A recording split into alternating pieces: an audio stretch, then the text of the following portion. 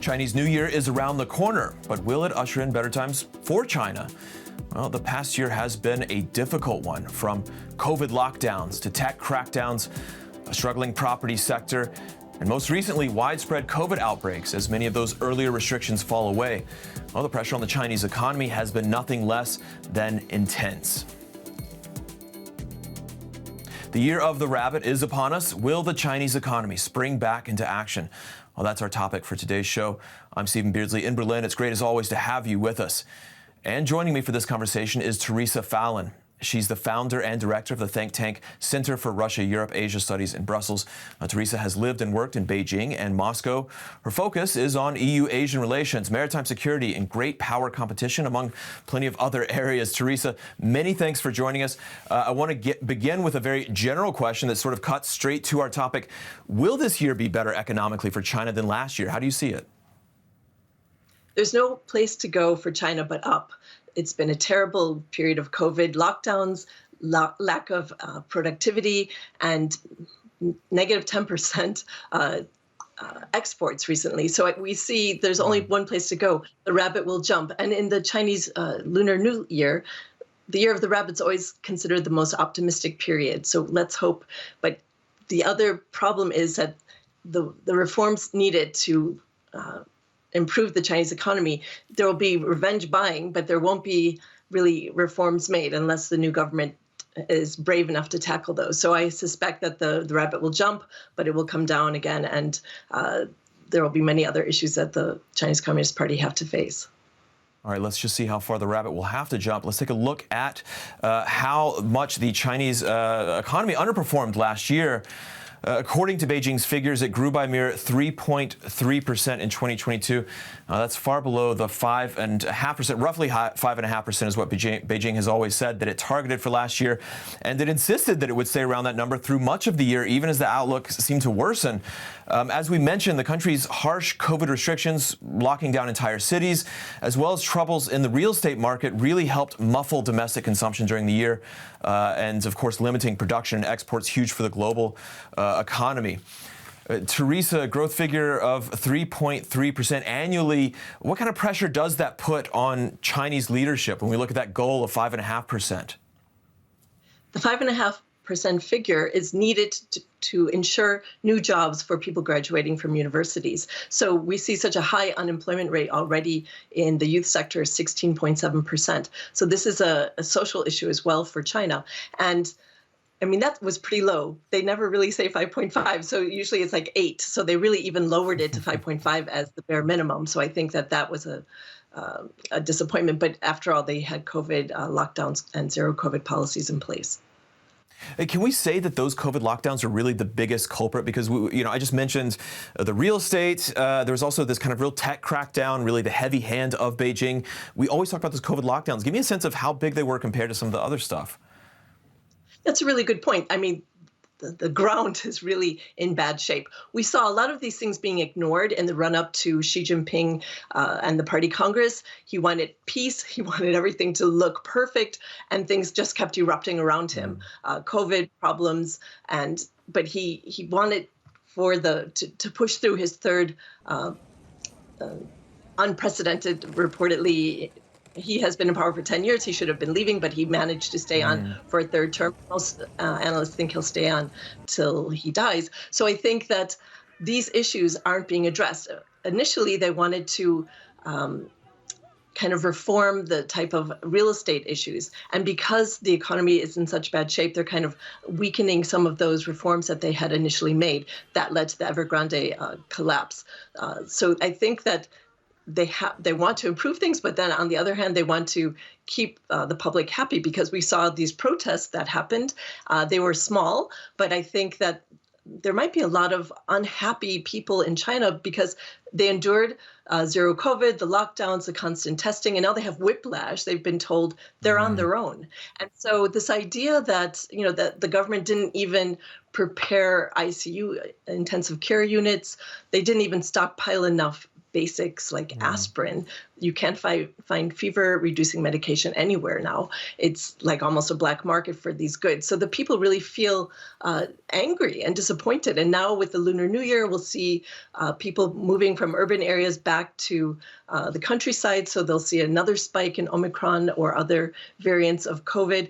And they are underreporting how many people have died from COVID because they're fearful of this backlash. They've made the parameters so narrow, it will be difficult to understand how much these policies led to such a large amount of death. And Xi Jinping, this is something he was very proud of, that he, according to his narrative, he was the best leader in the world for managing COVID. He was initially, but it didn't work out that way in the end. Right, and now all those restrictions evaporated all of a sudden, and Beijing's been very clear that the economy is going to play a central role this year.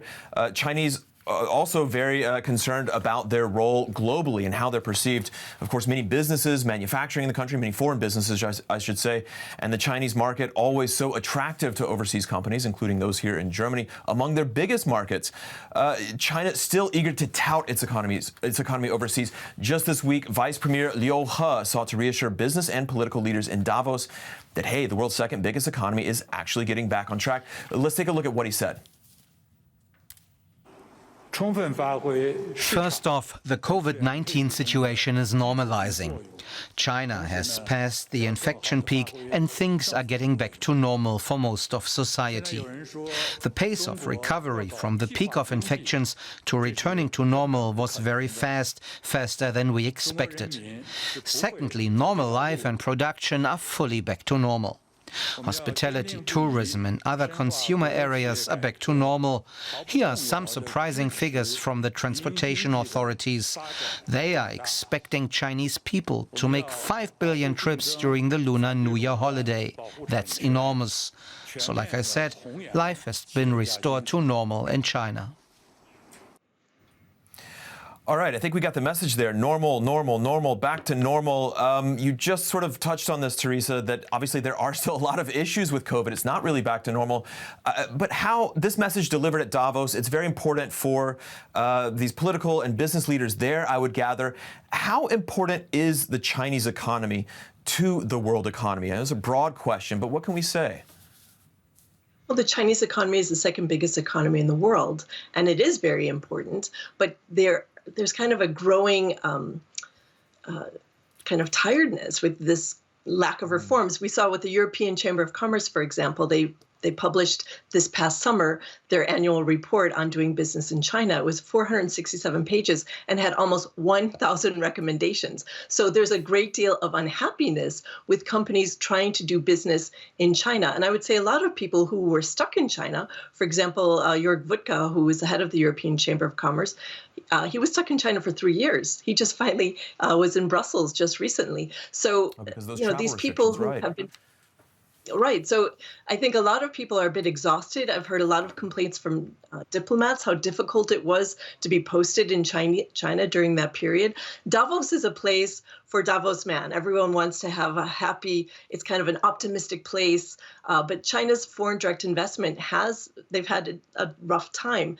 And Germany is interesting because they're a bit of an outlier. They increased their foreign direct investment into China last year. So it increased by 22%, if I recall correctly. So I think that China is a big market. Everyone thinks that they'll miss out if they're not there, but it's not so easy.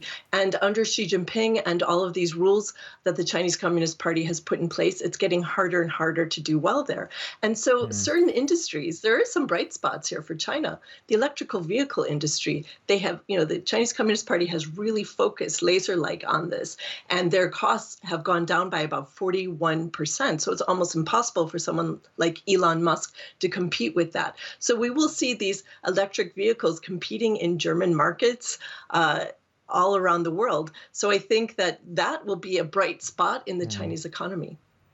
So we see at the same time, and you touched on this, we see a lot of ambivalence from the EU, Germany, for example, increasing foreign direct investment. We see a lot more skepticism from other parts of the EU, from members as well as the parliament, for example. The US, meanwhile, more sanctions on Chinese businesses, on trade with China.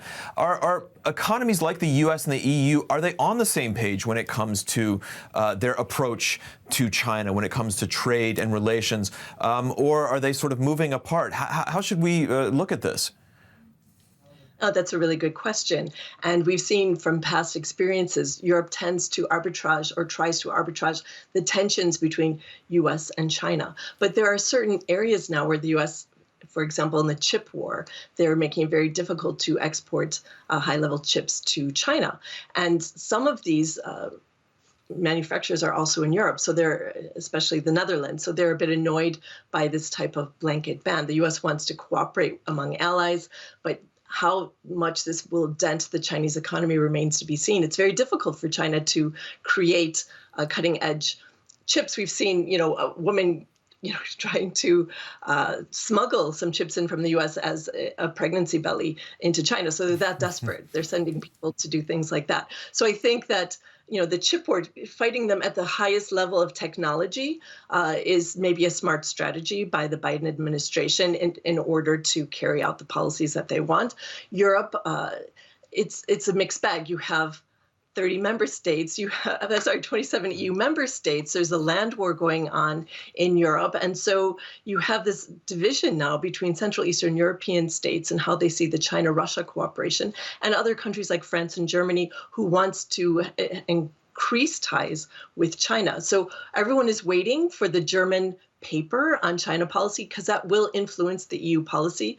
That's just the real world. That's because Germany is the biggest economy and they are the biggest trader with China in the EU. So their policy paper, which has been imminent for quite some long time, it just keeps getting postponed because the coalition government really can't agree on what to put into the paper. Has been leaked, as your viewers are probably familiar with, so it's being heavily debated now within Germany. And I think that this will have a huge impact. So this is also kind of increasing the charm effect, the charm offensive, that we have a new ambassador from China here, or the PRC, the People's Republic of China, here in Brussels, and he is open for business. He's really trying to sweeten up his European partners, and they've even dangled the idea of the comprehensive agreement on investment to try to sweeten Europeans and help them invest more in China.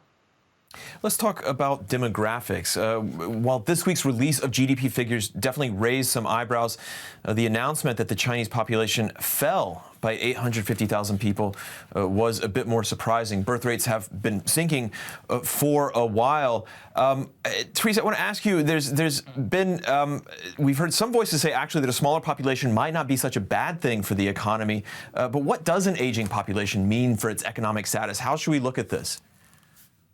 Well, yes, I've seen analysts have a mixed bag on this, but it seems that if you have a smaller labor pool and they have to pay for this, China's the most rapidly aging country in the world. And so they have to kind of pay for these social services for the elder population. So if you have a constantly decreasing, inverted pyramid, this causes a lot of problems and unrest within China. So I think that they would like to have a little better rate, but it's hard to, they've tried to create, the Chinese Communist Party has tried to create incentives for people to have more children. They've loosened restrictions.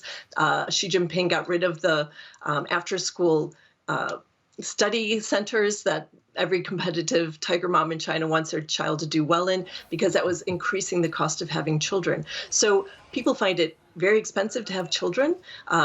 They rather have a pet, maybe. The marriage rate is decreasing in China as well, and we've seen increase in divorce in China, which was rather unusual in the past. It's becoming more socially acceptable. So the trends aren't good. The trends are also similar in other Asian countries in the region. So it's not just China, but the one China policy, the one child policy exacerbated this and really sped it up dramatically. And so I don't know how they can work it out. Some have said AI, robotics, that won't matter what the population is, but then you do have this issue of, paying into the system, getting the whole economy moving. And now you have India will replace them with 1.4 billion people. So some have said that the idea of a 1.4 billion people it can't be wrong. So everyone wants to be in China. Maybe that narrative, India will replace that narrative, and China might be seen as just too difficult to do business in, and India will be nipping at their heels. It remains to be seen. But I think that these demographic issues do concern the Chinese Communist Party because they are doing nudges to try to increase the population, but the public just isn't buying into that. And as we know, of course, China not the only major economy facing demographics issues, but one of the most important economies in the world. Teresa, I want to ask you for a last thought. What is it that you're going to be watching as this year unfolds, as the year of the rabbit unfolds, as 2023 unfolds? What are you going to be watching in China and really interested to see how things develop? For me, China-Russia relations, because this is a really key issue, especially for Europe, especially for the United States. And I think that we've seen some narratives coming out of some European leaders that they want to try to drive a wedge between Russia and China. And that's not possible in my view. I think that's almost a naive approach. And so we see kind of more coordinated naval exercises between China and Russia. The other issue, of course, is Taiwan. The war in Ukraine has really kind of opened people's eyes to the possibility of a war with in the Taiwan Strait. So I think that there have been many lessons learned about the war in Ukraine. I think there's a lot of fatigue, which I'm concerned about. We have to make sure that Ukraine continues to be supported. China is sitting back watching and learning many lessons in how the international community responded to Russia's war of choice in Ukraine. And I think that from a bigger geopolitical picture, I think security issues will play a much bigger role in the future. So this idea of just geoeconomics, no, it's geopolitics. And I think many companies have to take geopolitics and make very careful assessments about how they're going to invest. Some are more concerned about war in China, a possible cross-strait altercation, so they might reconsider some of their investments in that region, but Taiwan really does want more investment. So it's a very difficult situation, but I think more clarity on China-Russia relations, and we really need to pay attention to what they're doing. There are more concerns that a weakened Russia, that China will be able to demand much more from them. For example, more access to the Arctic, maybe more high-level Russian technology, especially in nuclear submarines. So this type of SSBN cooperation in the global north is something I think many military planners are deeply concerned about. So it's going to be an optimistic bouncing of the year with the bunny, the year of the rabbit. I have that from my time when I lived in China. But I think that there are many headwinds that China has to face, including they need to improve confidence. The world is kind of, even before COVID, I think we could see with Pew research that international views of China were going down, and COVID only exacerbated that. So there's a lot of distrust, and I think that the voice of Davos is not maybe the voice of all businesses, and but we have to watch this very carefully and see if Xi Jinping really is able to implement the needed reforms. All right, plenty to watch in 2023, as well as the Year of the Rabbit. I believe the holiday begins on Saturday. We're going to leave it at that for now. I want to thank Teresa Fallon for joining us. She's founder and director of the think tank Center for Russia, Europe, Asia Studies in Brussels. Be sure to let us know in the comments what you think the Year of the Rabbit might bring for China. And for more, you can check out our Business Beyond show on YouTube, which this week asks whether China can still become the world's largest economy. I'm Stephen Beardsley in Berlin. Thanks again for joining us.